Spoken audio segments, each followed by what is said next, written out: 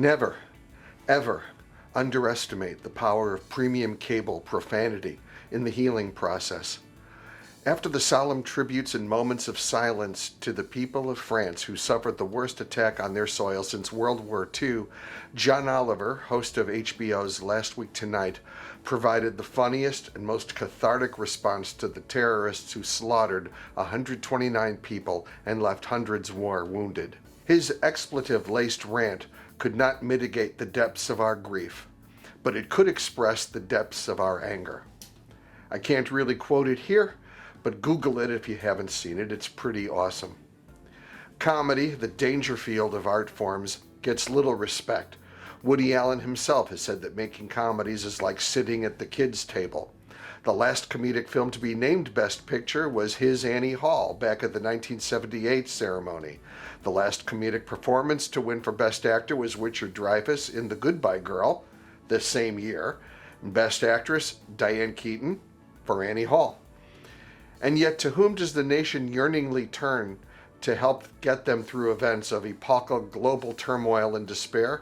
It's comedians, particularly those who host the late-night talk shows.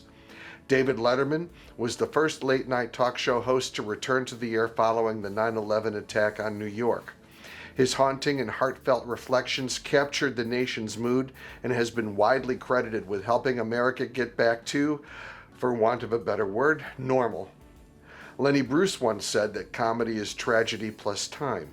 It has been less than a week since the Paris attacks, and that's no time at all to process. Saturday Night Live broke format as Cecily Strong offered a bilingual tribute to Paris and her people. The night before, Bill Maher opened Real Time with Bill Maher by singing a stanza of Les Marseillaises. That same night, an emotional Stephen Colbert ended his show with a heavy heart and extended his thoughts and prayers to everyone in Paris. And on Monday, he too broke format for a stirring performance of Les Marseillaises by house band John Baptiste and the aptly titled Stay Human. He then spent the first 15 minutes of his show grappling with the weekend's events, deftly juggling the sincere and the silly, at one point presenting a doctored photo of the Statue of Liberty giving ISIS the finger. CBS censors blurred the photo. John Oliver had no such restrictions. This is where it actually helps to be on HBO, where things can be said without restraint, he joked.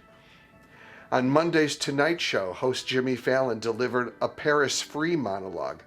But once behind the desk, he offered his own tribute, saying that the ISIS attack backfired, as it had brought the world closer together. And he said he hoped the next hour would bring a moment of joy through these tough times. Comedy is hard, British actor Edmund Kean famously observed on his deathbed, and never more so than when trying to find the right tone with which to address tragic news events. Our late-night hosts are making a valiant effort in juggling the goofy, the profane, and the sincere. And let's not forget good old-fashioned ridicule to diminish an enemy. On Monday's Late Show, Colbert compared ISIS to guest performers the Acrocats, an acrobatic feline act. What they have in common, he joked, is that they're a bunch of pussies. Comedy is hard. But as Tom Hanks said of baseball in A League of Their Own, the hard is what makes it great. I'm Donald Liebenson from Millionaire Corner. We close with our own tribute to Paris that comes by way of Casablanca. Lieb Vaterland, machst ruhig sein. Lieb Vaterland, machst ruhig sein. Fest steht und treu die Wacht am Rhein.